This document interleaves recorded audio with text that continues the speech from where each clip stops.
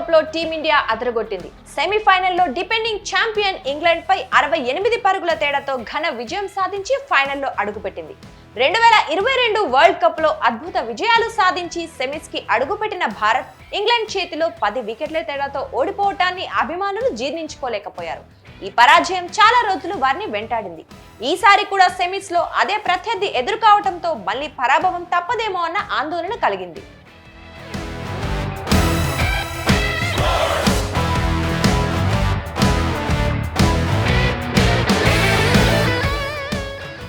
అయితే ఈసారి మాత్రం రోహిత్ సేన ఆ అవకాశమే ఇవ్వలేదు. వర్షం కారణంగా ఆగుతూ సాగిన ఈ మ్యాచ్ లో గెలిచి 2 ఏళ్ల నాటి పరాభవానికి ప్రతీకారం తీర్చుకుని సగర్వంగా ఫైనల్లో అడుగుపెట్టింది. రోహిత్ శర్మ కెప్టెన్సీ ఇన్నింగ్స్, సూర్యకుమార్ యాదవ్ బాధ్యతాయుతమైన బ్యాటింగ్ కి తోడు టీమిండియా స్పిన్నర్లు అక్షర్ పటేల్, కుల్దీప్ యాదవ్ స్పిన్ మాయాజాలం ముందు ఇంగ్లాండ్ తలొంచింది.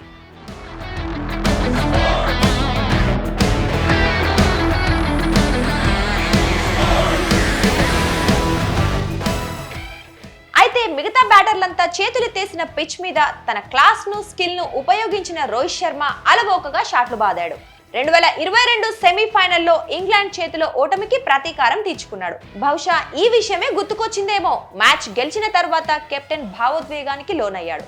డ్రెస్సింగ్ రూమ్ బయట కుర్చీలో కూర్చున్న రోహిత్ శర్మ మిగతా భారత ఆటగాళ్లంతా డ్రెస్సింగ్ రూమ్ లోకి వెళ్తుండగా కోహ్లీ తన దగ్గరకు రాగానే భావోద్వేగాన్ని ఆపుకోలేకపోయాడు.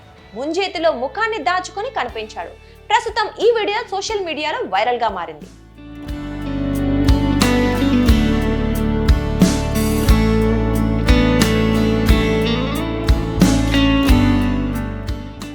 ఇక ఫైనల్లోనూ సౌత్ ఆఫ్రికాపై టీమిండియా గెలిస్తే 17 ఏళ్ల కప్పు నిరీక్షణకు తెరపడుతుంది. భారత్ 2007లో T20 ప్రపంచ కప్ గెలుచుకోగా అప్పటి నుంచి మరో కప్పు కోసం దండయాత్రలు చేస్తూనే ఉంది. 2014లో ఫైనల్ కి చేరిన శ్రీలంక చేతిలో ఓడిపోయి రన్నరప్ తో సరిపెట్టుకుంది. తాజాగా 10 ఏళ్ల తర్వాత ఫైనల్ కు చేరుకున్న టీమిండియా కప్పుతోనే స్వదేశానికి తిరిగి రావాలని అభిమానులు ఆశగా ఎదురు చూస్తున్నారు.